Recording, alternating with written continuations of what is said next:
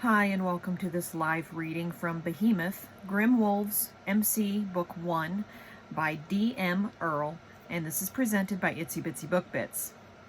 Prologue.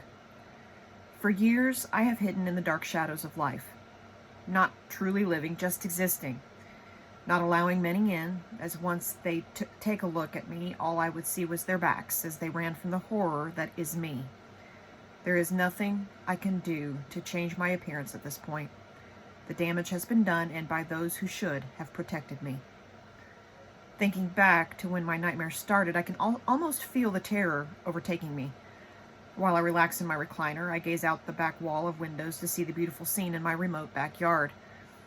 Years ago, I finally took the plunge to actually purchase my first and only home, a solitary cabin deep in the woods.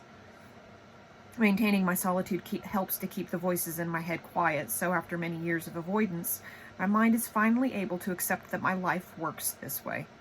Well, that doesn't include my brothers from the firehouse and the club. I am a man with two very different personas in one body, a body that lives two lives so far apart from one another, it's kind of funny.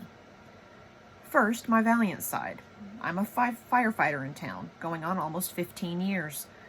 Because of the way my existence started and the special abilities I was gifted at birth, I've always had the need and want to help people. Saving others has fulfilled me in ways I could never explain. My second side, the darker side, I'm a nomad in a motorcycle club.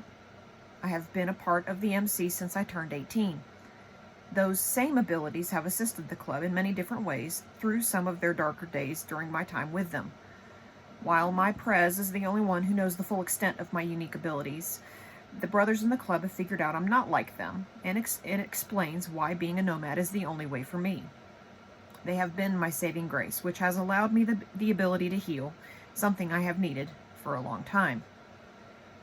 Both groups of my brothers accept me for who I have fought to be. That includes scars, nightmares, abilities that would freak the fuck out of most people, and all the bullshit left from my childhood. A childhood horror stories are made of. Growing up, I was terrorized and brutalized for many years by my parents. Yeah, my own fucking parents. It started before I was able to comprehend what, why, and how. My mom is a direct descendant of Victor Frankenstein, and she married my dad, who was just a druggie and whack job. Joseph Stein, aka my dad, thought it would be a cool idea to see if they could make money off the bloodline of my mom's family.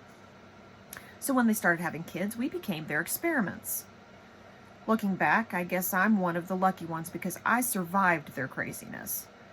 In my mind and heart, I truly believe it was because of the gifts or abilities we have within us we were able to survive. Two of my brothers paid the ultimate price, their lives, due to our parents' brutality. One of my sisters is living her life in a mental ward even though her IQ is off the charts.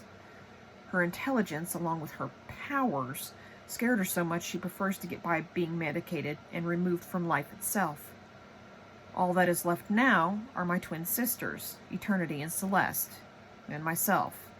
I am Francis N. Stein, or as my parents called me, Frankenstein. Yeah, 6 sons of bitches who wanted to make money off their kids they abused and tortured. If they only knew that each of their children had abilities they could have profited more from than the abuse they put us through. From before I could remember, they carved me up to resemble my namesake. After they learned from their mistakes with the deaths of my brothers about how far they could go with their torture and how much a human body could take. I know what I will see looking back at me in the reflection of the mirror, my mutilated face. The worst feature is a long, jagged mark down my left cheek. My body has scars all over, duplicating the original monsters, so in my parents' sick minds, I indeed looked the part. The worst thing I endured were the implants that were placed on the sides of my neck by a piercer who was one of their friends. So all in all, in the end, I looked pretty much just like the monster from the storybooks. I feel more in touch with the monster than any family history or relations. Being just shy of 6.5 feet tall, my size intimidates many, which was made worse when I became a prospect with the MC, and some of the brothers took me under their wing and taught me how to use my body to my advantage by lifting weights and bulking up. It was one of the best feelings in the world, being able to build muscle and learning to finally be able to protect myself. When I finally got my cute, along with the 3 club patches, it was an honor to finally be able to also put the club tattoo on my back. I wear all of it proudly. My Prez brick explained the importance of the 3-piece patches. It reflects that our particular club is a traditional MC club, with the top rocker being the club name, the middle being their patch, and the bottom being the territory they exist in, or in my case, nomad. That nomad status allows me the best of both worlds. My regular job saves lives, and my MC life allows me to live how I need to, how I crave.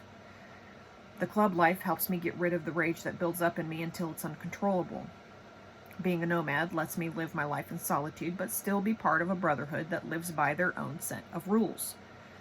Couldn't ask for anything else. Well, I could, but don't think it will ever come my way. Finding someone who could love a modern-day monster who at times scares himself when he looks in the mirror and has the skills to read people's thoughts doesn't seem likely. Just saying. So, as I go through my day-to-day life, I've always wondered which me will win out the good or dark side of me. Will it be Francis the firefighter, or the dark brooding side Stitch, the badass nomad of an MC? Either way, I can use the powers within me to assist in whatever part of my life I see fit. Who will win? Only time will tell. Chapter 1. Francis. Another damn 48-hour shift at the firehouse. Sometimes these hours can drag on if we don't receive any calls, or maybe it's pitiful that I'm waiting for a call so I don't have to sit on my ass doing nothing. Kind of depressing I'm actually waiting for a disaster to fill my day. Guess I could probably go down to the gym we have here in the house, but a class of kids is supposed to be taking a tour today of the firehouse, and I don't want to scare them away. It has happened numerous times over the years, so I've learned to just stay in our bunk room out of sight. Lying back on my bed, I look through the motorcycle magazine, continuing reading the story that caught my attention. It's about a really old dude nicknamed Pops in his mid-80s, still riding and enjoying the hell out of it. The pictures reveal an older Harley motorcycle with the extra kit or training wheels in the back so he can enjoy riding without all the weight of his bike. The concept is awesome, as it keeps him active in the world he loves. I'm so absorbed in the story, I don't hear the door open until it slams shut. Immediately, I feel the tingling I get when I'm around one of my own. A similar individual who walks this strange realm between the normal world and where I landed. They possess skills or talents similar to my own. Looking over the top of the magazine, I see a small young boy's eyes widen, looking right at me, mouth open in a huge O. I'm aware his shocked expression is not because of my appearance, but because he wasn't expecting to stumble upon someone in one of the bunks. Well, that will change as soon as he sees me. Trying to get a read on him, I get nothing. His mind is blank, and he isn't displaying any kind of fear or anxiety at all. This is strange, to say the least. Dropping the magazine to my side, I swing my legs over the edge and stand up. The kid's mouth drops even wider, and his eyes are popping out of his head. Slowly approaching him, I put my hand out, not even sure why, because I generally don't shake hands with people I don't know. When touching people, I'm usually bombarded with their thoughts and emotional baggage, so I try to avoid touching them at all if possible. Don't want to see their demons, have enough of my own. Lowering my voice so it comes out softly, not my usual gruff sound, I try for a calm approach on my introduction. Hey, little dude, I'm Francis. What's your name? After looking at my scarred hand for a minute or so, he raises his up and grabs mine loosely. Immediately, I feel a weird sensation, kind of like an electrical shock with intense warmth flowing from him to me, and we both stare at each other. If the sense I got off him when he first came into the room wasn't confirmation enough of his own special abilities, shaking his hand certainly proved it. Not sure he realizes it just yet. Hi, my name is Damien. I'm here on a field trip to see the firehouse. You're one, right? A fireman? We're here to see firemen. Oh, man, I forgot. The teacher said to call you fire people because girls do this now, too. Shaking his small hand in mine, I'm amazed he hasn't gone running from the room. An extraordinary feeling of peace embraces me as we continue to shake hands, putting me instantly at ease. Something I have never felt before meeting someone new. When I go to release him, I look at his hand and realize it's badly scarred and disfigured. Maybe that's why he's okay in my company, because he understands. No, he gets it. Or maybe even if he doesn't understand, his gift still puts him at ease. I can only hope. So, Damien, do you have any questions for me regarding the firehouse or what we do? I'll answer any of your questions the best I can. My first question to you is, how old are you? I'm 8, going to be 9 in about 3 weeks. Mom says I'm kind of small for my age, but also that boys continue to grow way longer than girls do, so I still have some hope. Francis, how friggin' tall are you? You are huge. I mean, you are so... No, that didn't come out right. I just mean, I hope to be as big as you when I'm done growing. Seeing Damien struggle, I can't hold it back. I lean my head back and let a laugh out. Damien observes me, then smiles and lets out a little boy giggle. It feels so good just interacting with someone, even if it is a little kid who isn't intimidated by my size or scared shitless from my scarred face. As we get to know each other, I realize I've never been around many kids in my life, except for my brothers from the MC, when we would have family parties and their old ladies or bitches would bring their kids by. And when they got a look of me, they would distance themselves, or worse, ask me if I'm related to the monster Frankenstein. This little guy is a first for me. He is so bright and intelligent, it shocks the shit out of me, and I'm not getting anything from him. Thoughts or emotions that indicate he is scared or frightened. We continue to shoot the shit, and time flies by, unbeknownst to either of us, until the door flies open, and a bunch of kids burst in, followed by a couple of my firefighter brothers. Damien, we've been looking all over for you. Are you hiding from us? Didn't you want to go on the tour of the firehouse with these fire dudes?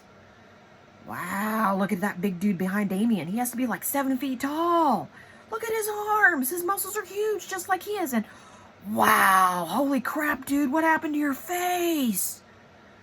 Feeling all eyes turn in to look at me, the embarrassment rises immediately, moving up my neck to the apple of my cheeks, burning them a bright red. The absolute quiet in the room is overwhelming. All you can hear is my breath coming out in angry gasps as I fight to control the darker side of myself that wants to immediately hurt the big-mouthed kid badly for bringing all the group's attention on me, even realizing the kid means no harm, not knowing at their young age the full impact words can have on another. That is, until I feel a change in the air, bringing a different vibe in the room. It's a dark energy that is radiating from little Damien, aimed toward the kid with the mouth. He totally gets my reactions to the kid's comments and doesn't seem to like them at all. Tommy, mind your own dang business. That was totally ignorant. You need to apologize to Francis for being a butthead with a big trap. Looking down, Damien is standing directly in front of me, arms crossed over his chest. His little face is flaming from his anger and he's breathing hard. All around him, I see a crimson haze. This little dude is pissed on my behalf. Wow. Another first. Don't lose yourself, Damien. Geez, I was just asking. Sorry, Francis. I didn't mean to hurt your feelings. I was being nosy, kind of mean, and shouldn't have been. Looking at all the kids watching me, I struggle on how to reply. Before I can figure it out, my chief cuts in. All right, how about we let my guys chill out? I'm going to show you the mess hall where these guys eat their chow. Seeing the kids file out of our bunk room, I look over to my partner, Gage, who is observing me closely.